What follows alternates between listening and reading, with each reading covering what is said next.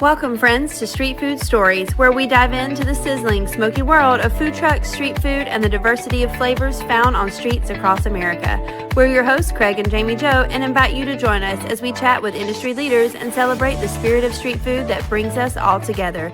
This is Street Food Stories. Hey, friends. Hey, Welcome y'all. back to another episode of Street Food Stories. I am Jamie Joe with the Tennessee Cobbler Company. I'm Craig Joe with the Tennessee Cowboy Company. Yeah, we're your hosts for Street Food Stories. Please make sure you like, subscribe, share anywhere you get your podcasts. We are available now on all major podcasting platforms. Today's episode is super fun. We've got with us DeLuna Bogan from the Grilled Cheeserie. So the Grilled Cheeserie is one of Nashville's original food trucks, launching back in 2010, and they have now grown to have a food truck, a cafe, and a melt shop. So with that, welcome, Crystal. Hi guys, how are you? Good Great. to see you during this winter season. I know. Yeah. I feel like we haven't seen anyone in so long. It's been I know, I've definitely seen Cobbler because I definitely appreciate the East Nashville location that me and my daughter have been frequenting. Thank you very much. Oh, It is yeah. still perfect awesome.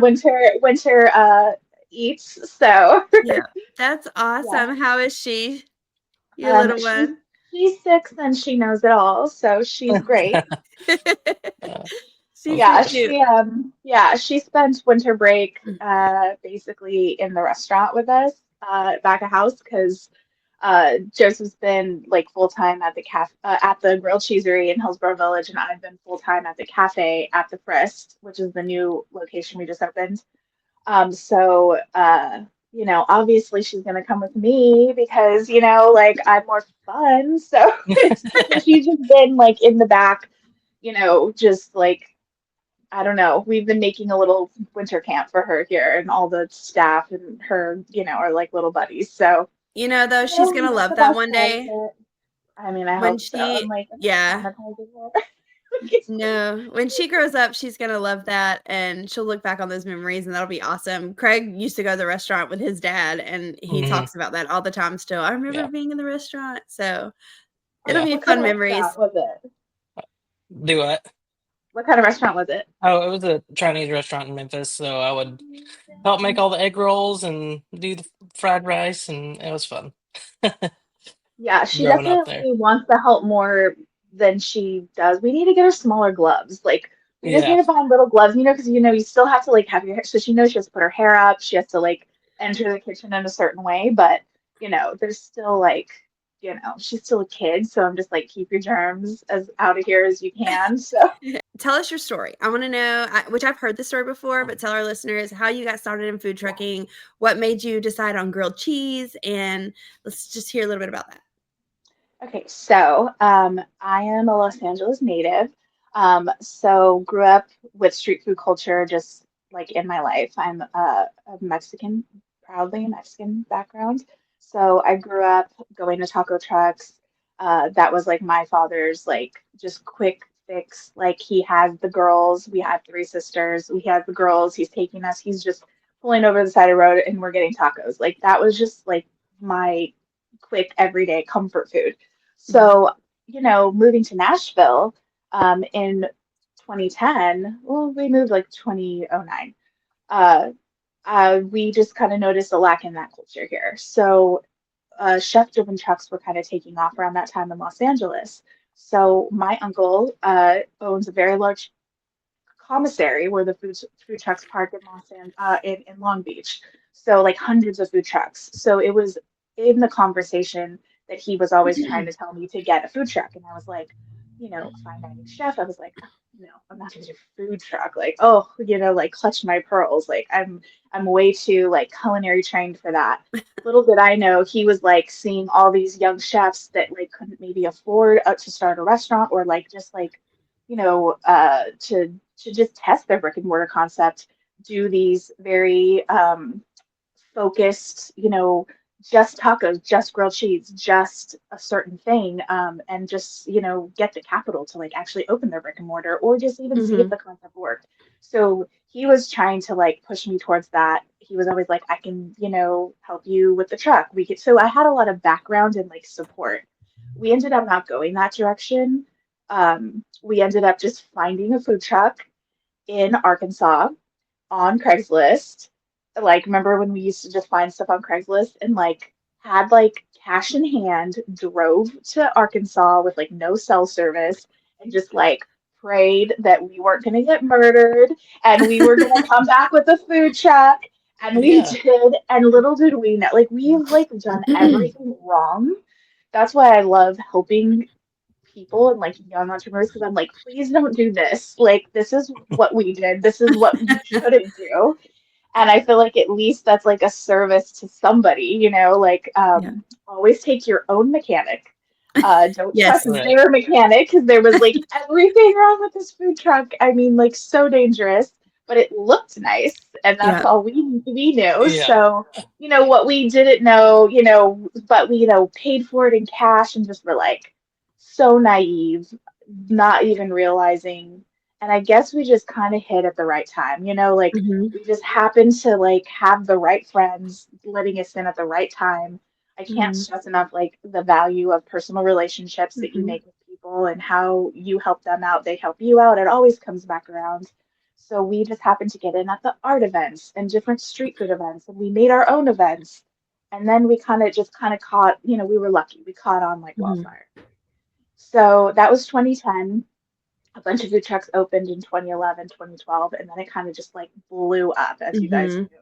I mean, food trucks were like it. Like we were threatening restaurants. There was legislation. Like there was, people were worried that Mhm. we were gonna like disrupt the dining scene in Nashville, which is like so hilarious to think about that now because like look at where we are. Like it's like we're so being crushed right now by like Yeah. billion-dollar hotels that Yeah. were like, oh, little old us, like please, like we were Yep. we were nothing compared to what you guys are capable of. So yeah, we've been doing it for a long time. Like Mhm. we've been consistently doing food trucks and opening restaurants for 13 years. And Mhm. And you have the I'm melt shop and the cafe. yeah. What's the difference between the 2? So the grilled cheeserie melt shop is just that. It's an extension of the food truck. It's an expanded menu. More melts. We have a milkshake bar, comfort food at its finest, the best ingredients we can buy for these creations that we kind of make up, and they're like very beloved. We have a really great consistent menu right now that we feel is just being executed really well by our team. So we're super proud of that. We opened the Cafe Cheeserie at the Frist this fall, and that is totally different concept. We call it the sister brand to the Grilled Cheeserie. It's still fromage focused, we say, which is just like a cheese forward menu, but it's definitely more cafe, more meant to be sat and enjoyed. And Mhm. you go to the Frist, you're not in a rush. We have a full coffee bar. We have a full pastry program. We have dishes that are meant to be eaten, with a side and shared. We have charcuterie boards, cheese boards, stuff like that. Things that are, it's just a totally different style of menu, but still Mhm. homage to the grilled cheese, of course. And that's still our best seller. Like people are like, please, you guys do grilled cheese. So, that's still our top seller. But we're so proud of that menu. It is like my favorite kind of restaurant is a cafe bakery. Like to go in to get a coffee and a big salad and fries and like a cookie, like that to me is my ultimate favorite kind of Mhm. food. And just to sit around with friends and just be relaxed and not worry about like a stuffy dining Mhm. situation. And I feel like I finally, like after 13 years, have gotten a little piece of that. And I'm so grateful. And I am like making the burgers. I'm the one that's like in the back baking all the cookies off. Like I bake every single cookie off every single day. So like if you're eating a cookie, I can proudly say that I have baked it personally. That's So awesome. I'm so connected to the business now. Like we started growing, I think, a little too fast when we partnered with our restaurant group. And, with that you have to let go a little bit. And Mhm. I never want to do that again. I feel traumatized by it. I feel disconnected from it. I feel like someone took my baby and just like went to another state with Mhm. it. Um, I feel so connected. Me and Joseph like are so grateful and exhausted at the end of the day, but we're like I know the food is going out good. I Yeah. know the food is going out highest quality. I know that our vendors are being taken care of and our customers are being nurtured. And, I feel very connected to our business right now. And Mhm. and that doesn't always mean like growing and being super financially stable. I mean, when we had three restaurants, we were making a lot more money, but Mhm. we had a lot more overhead, and Mhm. so now when it It's snows and you have scary.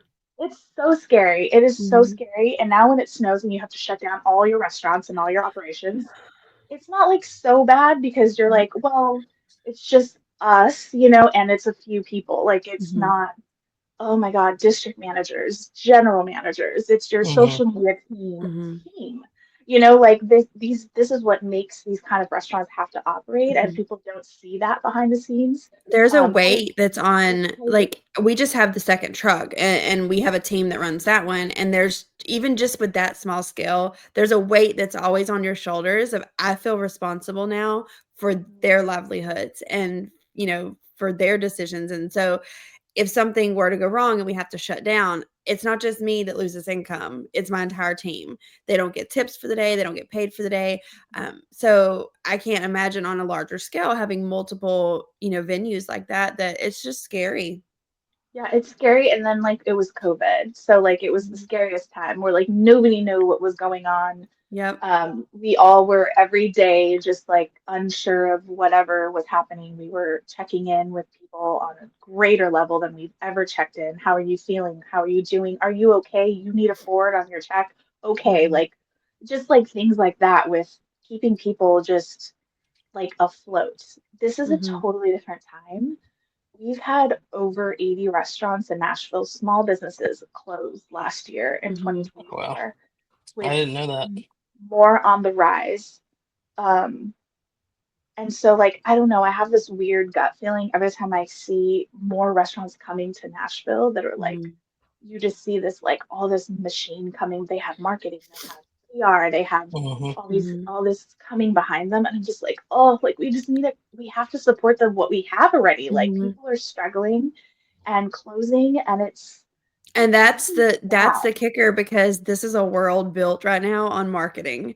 Like, if you don't have super active socials and all the things, that's what gets me. Like, Craig can tell you, I just shut down because we're a small business. We do it all. We have to be manager, we have to be operator, we have to be baker, we have to be social media person, PR team. I mean, that can get exhausting among trying to do just have a personal life. And the social media is what just drives me absolutely insane. Like, I do not have time to every single day. That is a full-time job, and we can't afford to pay a team. We have reached out so many times to people. The cheapest that we have found is over $2,000 a week A just to week. do social media.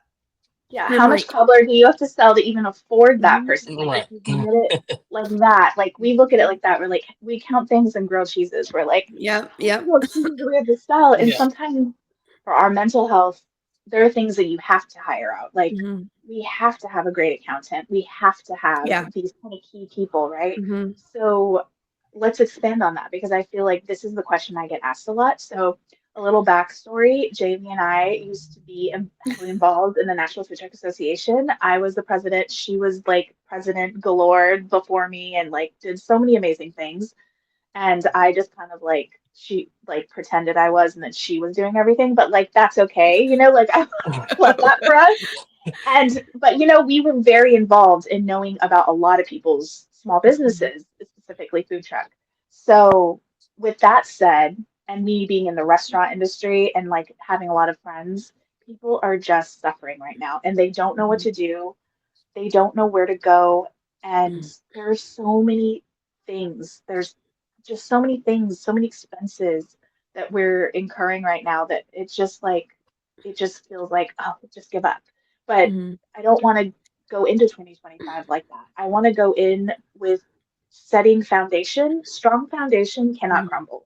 So Yeah. if you have your customer service, your food costs aligned, and your marketing plan like in place, reach out and see how you can make things Mm-hmm. happen without spending $2,000 a week. Mm-hmm. Because I feel like personal stories right now are so much more effective than Mm-hmm. like a gorgeous photo shoot.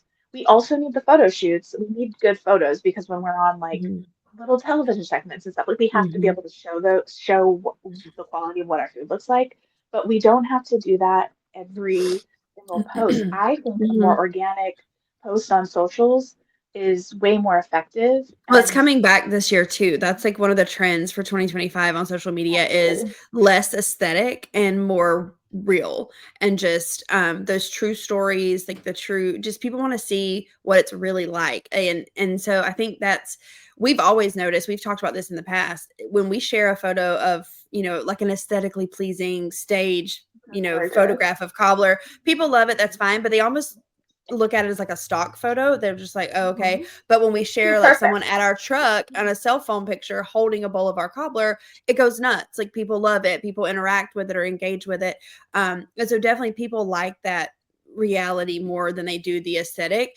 But it is hard to be a business owner and be online and play that game of compare, and you're like, oh, we got to have good quality photos. We have to have good quality social media posts and so many reels a week and so many this. We were not on TikTok. We haven't been on TikTok at all. And Yeah, then a same. few months ago, someone had sent me, we were being posted about on there by customers. I think a vlogger had came and reviewed our thing and it was good review, thank goodness. But without being on TikTok, we had no idea. We could not see what others were saying. As I started searching, there were several posts about us on TikTok and we couldn't see them. So we were like, oh, we're going to have to get a TikTok just to at least be on there so we can see. And then the same thing kind of started happening with Twitter. And, we have Instagram, we have Facebook, we have YouTube, but there were all these other platforms too. That, I mean, we had them in the past and we deleted them, like we used to have Twitter, we deleted it. Like we just don't utilize it as much.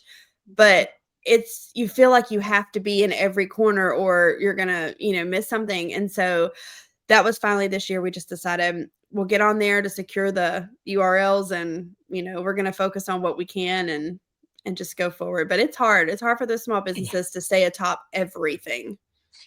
Yeah, I think that it is very important to define roles, Mhm. especially with partners like you and Craig.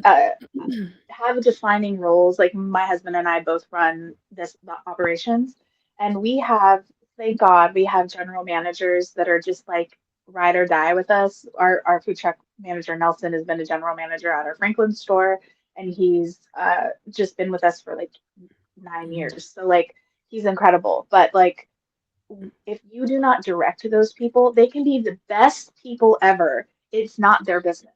So they Mhm. are Right. gonna they are gonna do what they think is the best. So it Yep. is really important to have just like communication to the like most exhausting level of communication. Mhm. Like there's always something that could be better and maybe they don't think is an issue and they are out. Like being a food truck, you are gone. Like I cannot see you. I have to trust that you are Hmm. treating my Mhm. customers like I mean like there is so much trust in that relationship. I Mhm. highly recommend people don't take that route until they have a really good food truck manager or really good food truck personnel and training kind Mhm. of just system because they could make or break Mhm. Yep. your business with bad Yep. reviews. And Yeah. I And see I it deal with happen. Nelson all the time, and he's I know awesome. he Like loves you. He loves I you love guys. this. No, Yeah. he likes Uh, to feed people, and you're one of them. Yeah.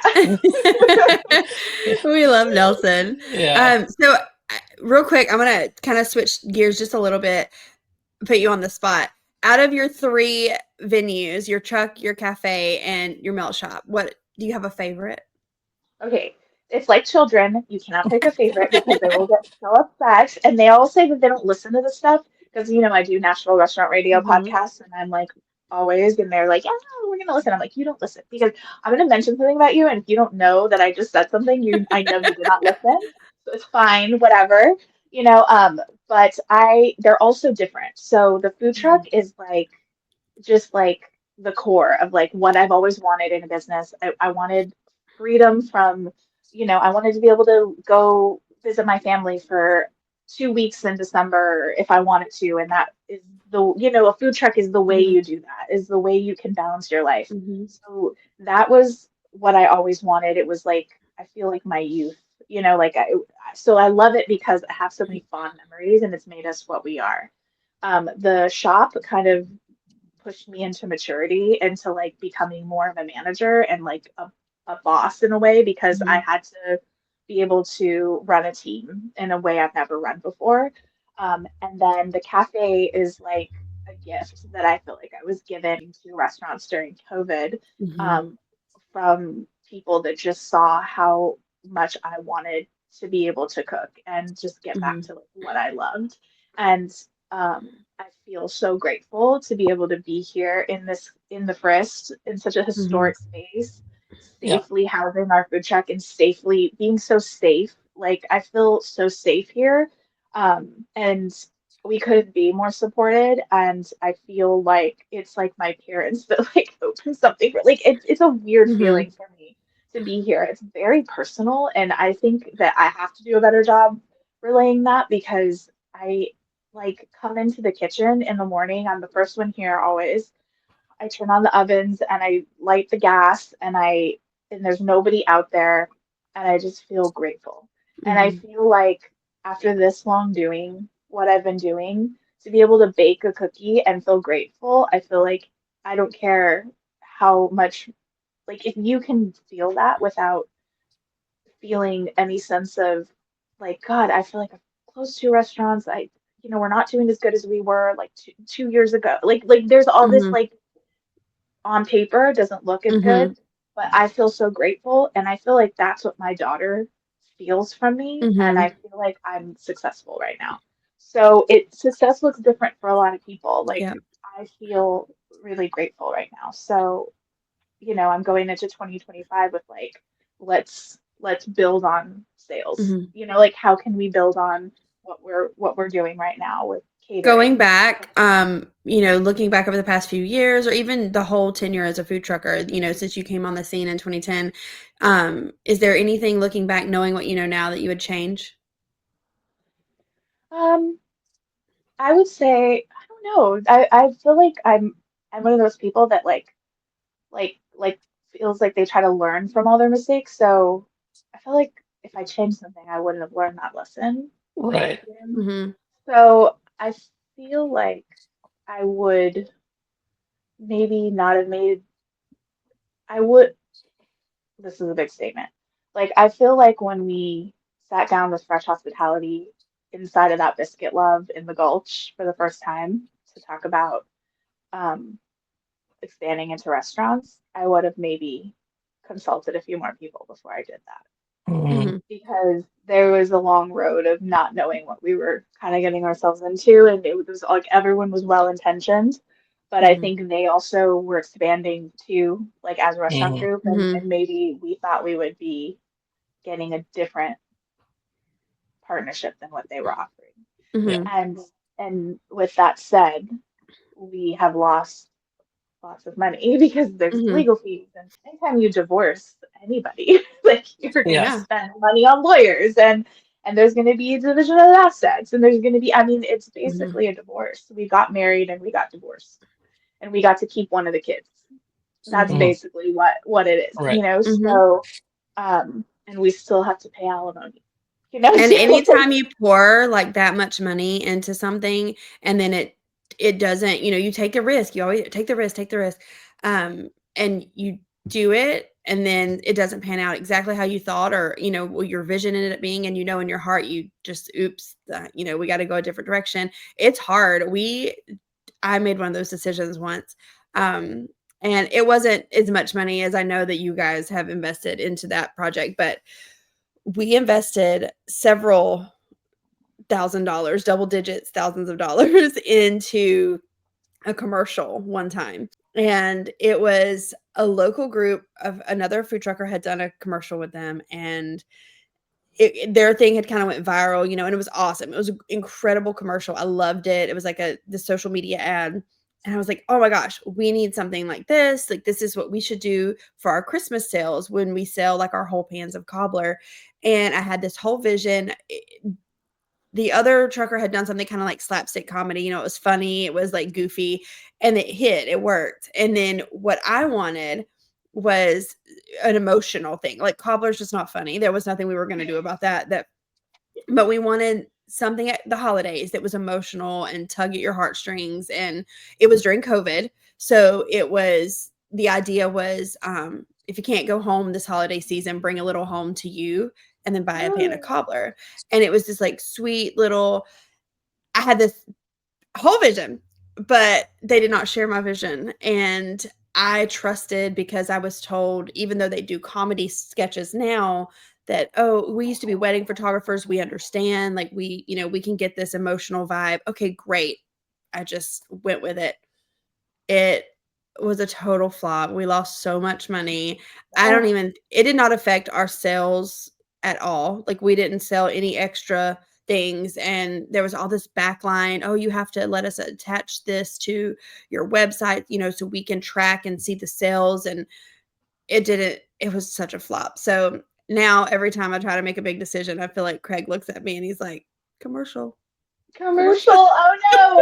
It's like, pause. Let's evaluate. So it's hard when you make those decisions that you just know in your heart. I just knew, I was like, oh, this is going to resonate with people. And it would have, had it been executed properly, but we were just really disappointed in that. I can't imagine. And then it just feels like now it just lives out there, and you're just like, oh, this is like Yeah. a reminder of what didn't. I mean, but what do you do? You have to take chances, right? Like as small business owners, you take a chance. It could have hit. It could have been the thing. And I feel like we live in a society where we hear of like, oh, that one thing that happened, the thing that went viral, that kind of changed their business forever. It's like, and it's like, why wouldn't that be the reason? Like, and so we have to take those chances, because if you stay still, you're going to get what you give, So I don't know, you kind of have to. And I'm like, what? I don't know. There's so many things. So there's something right. And we're just like being very careful about what we're spending money on. But it's like, we also have to do something, we have to do something to like boost sales, because we have seen a decline in our sales at Hillsborough Village, which has never been an issue. And I think there's a lot of factors in that. The area is different. It's heavily dependent on Vanderbilt and Belmont being in school.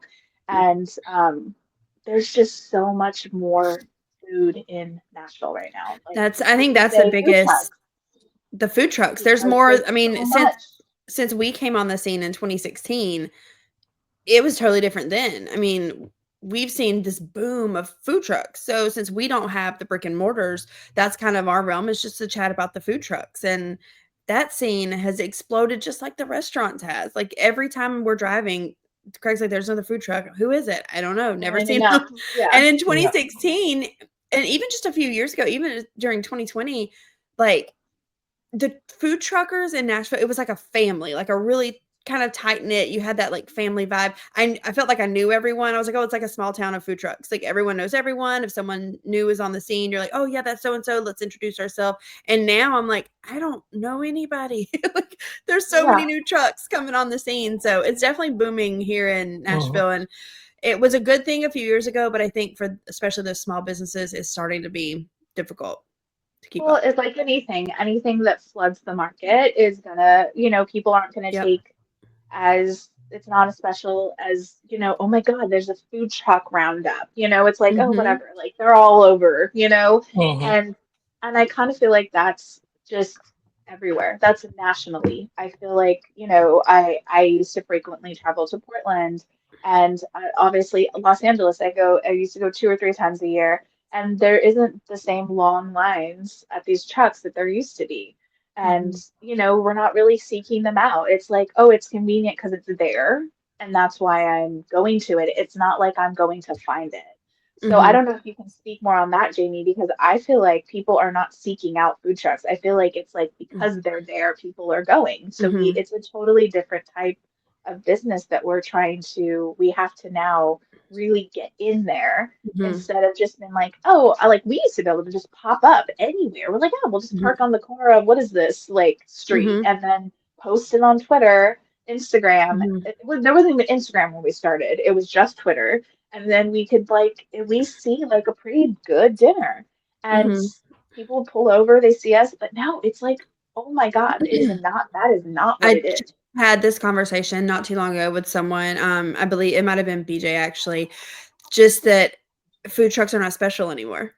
They're Mhm. not they're not special. Like, it used to be a thing, "Oh, there's a food truck, let's have a fun treat. Let's oh, we ate from a food truck last week." It was this special treat that your family could get, or you didn't eat at a food truck every night. It was just once in a while, and you could literally eat at a different food truck every night on the east side now and never run Yeah. out of options. I mean, there's just constant between here and Gallatin, and there's so many that are just, like I said, popping up. It's not special anymore, and I don't know the way to make it special besides those experiences, because it's still an experience to eat from a food truck and to really dive into that street food that, it's just different. It's got a different vibe about it and a different feeling and atmosphere, and so I think truckers have forgotten that in the rat race too, of just go, go, go, go, go, like, let's work, let's work.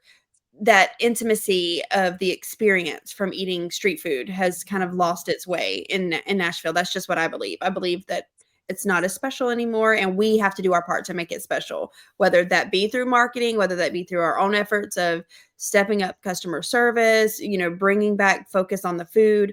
There's got to be a way just to make it a more intimate experience again and make it special for people, that it's not just, oh, it's a dime a dozen. There's another food truck, like. Yeah, no, I mean, it is all marketing. Like, marketing is, I feel like, everything.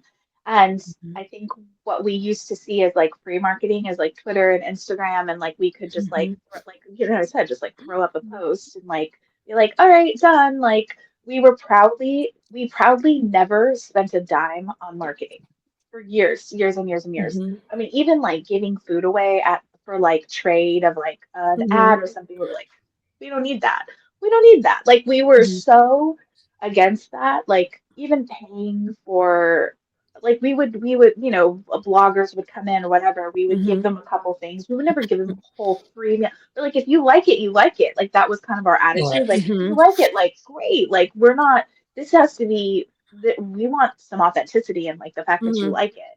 Um, it is so not that anymore. It's crazy. Like people come in like, oh, I'm coming in from out of town. I'm this so and so blog, and I'm just like, who even cares? Like, who cares about that? Like, I don't like, do we have to just like bend to everybody? Mhm. But I don't know, maybe we do. I don't know what the answer is, but I'm like, I guess we could just feed their whole group of people. Like, what is this? Like, they don't even have to pay for anything. They just come in and they get free and they post an Instagram. Like, who cares, you Mhm. know?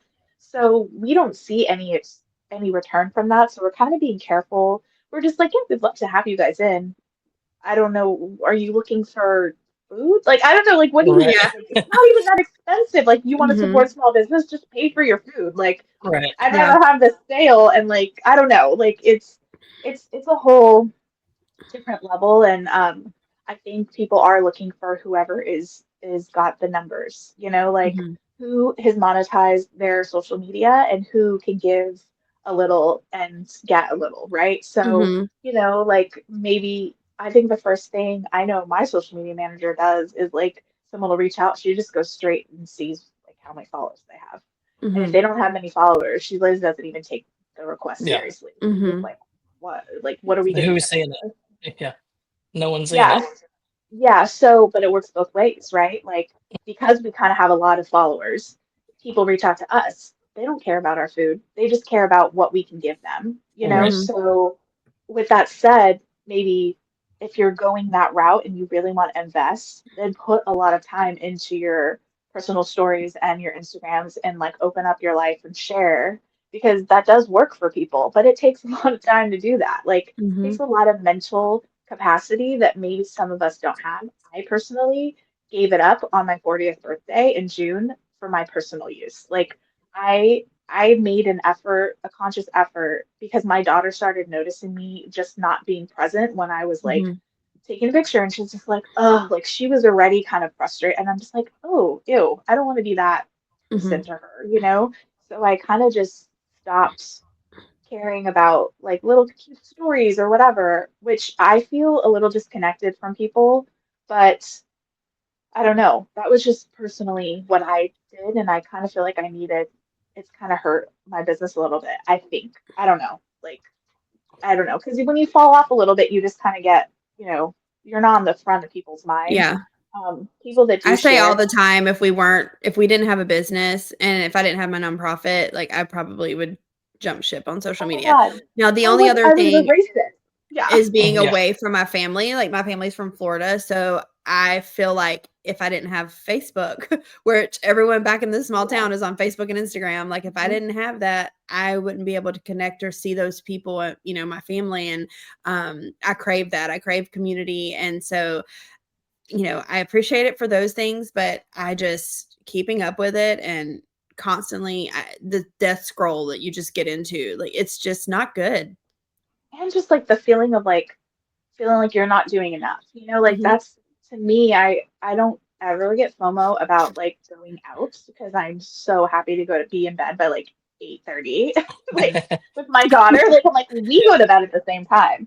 Like I have no like I am so good with that. I don't care about going out late, but I do care about like, oh man, that was a great marketing thing they did. Like that's Mhm. so cool that they did that. Or like, like Mhm. just that, like, oh, like, because my brain always goes to like, I would totally be in the world of marketing, I think, if I didn't love cooking so much. Because I Mhm. really do like little clippy stories and like Mhm. stuff like that. Like, I like all that stuff, Mhm. like, I like fun little anecdotes and I like play on words and, oh man, oh, let's bring this out of your personality. Like, I feel like Mhm. I don't know. I never went to school. I don't want to like downgrade anybody that's in marketing, but like I'm like I feel like I would be good at it. Mhm. Um, I love it. I enjoy in those my sorts of mind, things. you're really Yeah. good at it, Jamie. You are really good at it. No. Like and because you have like an art background too. I don't know if you Mhm. do, but you're good at it. Like Well, that's what I was gonna like say is I graphic have design. photography. Like Yeah, I have obviously photography and photography. film, Yeah. and so I struggle with perfectionism. I worry about production value. So every time we post something with a cell phone, I'm like, oh, the I lighting is know. at the wrong angle. That's flat lighting. That's not warm lighting. She needs to like my photography brain kicks in, and that Yeah. is not good when you have to maintain. You can't maintain those levels No. constantly. Those are for special things, and that's one thing that Craig keeps me reeled in. He's like, it doesn't matter, just post, just do it. And I'm like, oh, but the Yeah. sound, we have to fix the sound. We have to, and he's like, just post it. It's fine. Yeah. So I It, have it to is a realize, lot of that. yeah. I mean, so you kind of have to not care, but like, I don't know. And I think that like, not to like be like, we're a little past our generation, but like, I feel like it's the younger generation that's like, boom, boom, boom, like it just comes out, like Yeah. whatever, it's like, Mhm. take it or leave it. I don't care, Yeah. And I'm just like, I kind of care. So like, like, I don't know if I'm meant for, but like, just being around my nieces and just like younger people in general, and my little sister who's an herbalist and just like also her platform is her Instagram. So like she's so good at posting and just engaging her community. I'm Mhm. just like, I don't even know how she has time to do that Mhm. in her business. Like it's amazing to me, but they're so much faster at it because they just grew up with it. We had to learn it. Mhm. So I feel like, yeah, it takes us forever. I'm like checking this. I don't know. But I does think she that just have you Instagram, got or it. does she have, like, all the things, or does she just focus on Instagram? She focuses on Instagram and And YouTube. I think those are the key, because Yeah. that's what I tell Craig. I'm like, YouTube and Instagram. I can't do anything else. Yeah. Those are my 2 that I'm passionate about, and it's easy for me, and mentally, there's just something going on up here that I'm like, I got those 2. The rest Yeah. of it is just I can't. I'm not gonna dance on TikTok. I'm not Well, yeah, gonna, like, I'm like, I'm sorry. Like, go somewhere else for that. Like, that is not yeah. my game. It's just I have a little pride left still. Like, yeah. like I feel like I'm pretty fun, but I'm like, also I don't want to look stupid. Like, I'm like still a Mhm. professional, like I don't want my employees to be embarrassed, Well, and the of older their, crowd is on Facebook. We have found that the older crowd is on Facebook. The millennials, and the zennials and millennials, we're kind of all on Instagram. And then like Gen Z and stuff, they're the TikTokers. They're the, kind of everyone's kind of engulfed in YouTube. Twitter. But Yeah, Twitter, we just don't have a large following on, so it's pointless for us to even have to post over there. But yeah, I think focusing on 1 or 2 things and really honing in on those, just people have to tell themselves you don't have to be everywhere all at once. Just just focus on one thing. And I think Yeah. that would help a lot of people. Switching gears a little bit. So we both served as president of the Food Truck Association, like you mentioned earlier. In doing that, what is one thing that you realized in trying to teach others about this industry or work with others? Oh, we've had this conversation so many times. Uh, yeah. Oh God, what's a nice way to say this? I feel like there's some things that people just don't, like the foundation stuff. Like Mm-hmm. you can't you can't expect a certain result if you don't do something previous to that. Mm-hmm. Like you cannot expect to be go viral if you do not put the work into like making the moments and like giving what it takes to do that, Mm-hmm. or just that stuff. I Mm-hmm. think just like kind of trying to propose things, and this, propose things to a group of people who are individual business owners that have a common goal, you see has there's still so much division. You're just like, this is so obvious. Like, this is just very basic stuff that we have to do to be able to, you know, it's for you to thrive as a business. How are we not all on board together? Mm-hmm. The divisiveness was weird to me. It's very nuanced. With Like, such it taught me that strong this industry personalities. is way more nuanced than I originally realized. I mean, with any business, you're going to have different levels of success or different levels of, like effort, if you will. But there's, multiple types of food trucks and backgrounds and strong personalities. Most people that own food trucks have strong personalities. Mhm. But they're very passionate people, but just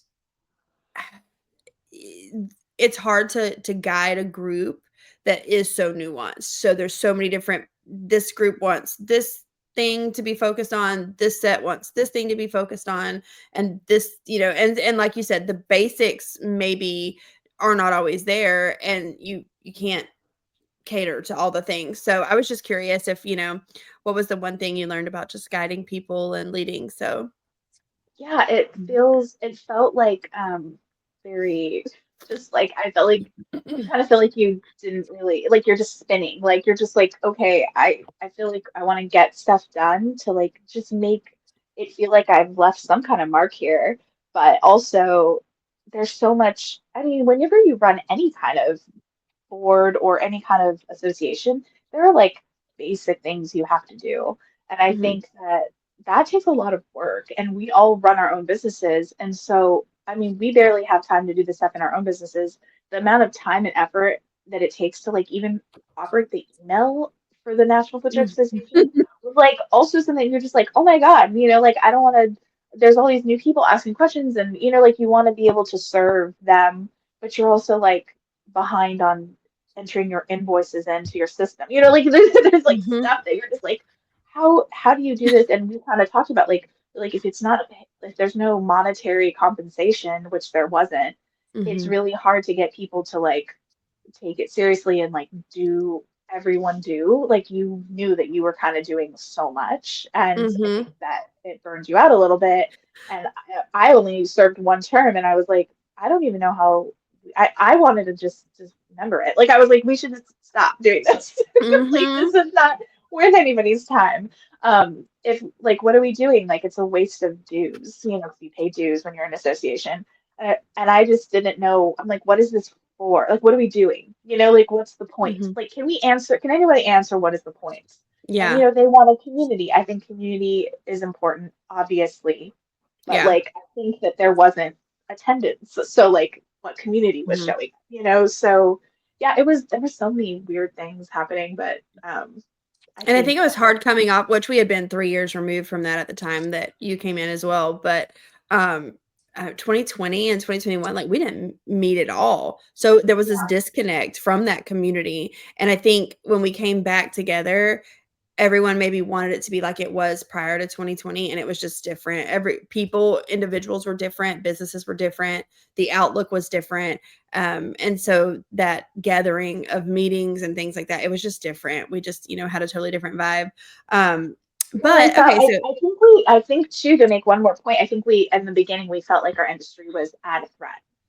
Mhm, Like we needed legislation to kind of be on our side because we felt like our industry was maybe they would ban us and we wouldn't even Mm-hmm. have a business anymore. So now that that groundwork had been laid by like Mm-hmm. tracks prior, there's not that threat anymore. So it's not like oh, we need to stand together. Now it's just like, oh, we should get together, and it's a social Mm-hmm. thing, and like people are like, I don't have time for that, you know. So Yeah. Yeah. I think We were part of that, there like, wasn't that anymore. yeah, we were part of that like second wave. Y'all had already came in and like had to deal with the government and stuff like that. We came in a little bit later and everything was already set up, so we couldn't, or we really didn't have to do anything, or we did a little bit afterwards, but y'all had already had places where you could park, and y'all had like the pilot program that y'all figured out with the Nashville and stuff like that. So that was, Yeah. y'all laid the groundwork that way.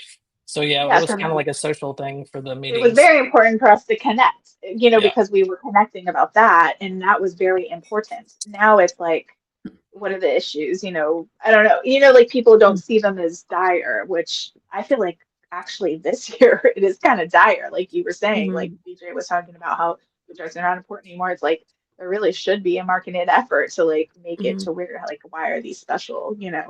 But And it's hard, like, because you have so many options. When you're in a town like Nashville, there's 50 restaurants less than a mile from my home. I mean, there's so many options. And new ones, like you said, coming every single day. So it's just, you got to stay on your game. You got to, really up the ante to stay in line with those restaurants and stuff. So we are about to wrap things up, but before we go, we are going to do a little on the spot questions. So Craig's going to kick it off. If you didn't have the cheeserie and you started a different concept, like what would it be?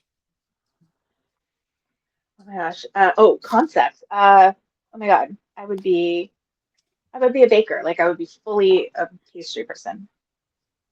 Does that count, Okay. or is it too Yeah, close? that counts. Yeah, yeah. Absolutely. Yeah. So we asked people because we've had like off the wall. Like it's funny to see like what people are doing and then what that little side project would be in their head that, if they Yeah. had a second concept. Like I'm the idea person. So I'm like, "Ooh, we could do this and this and this and this." And then reality, we're not doing that. Those are just ideas that are Yeah. fun, but Yeah. they're off the wall sometimes. So it's funny for us to hear what other people might do if they're not doing, you know.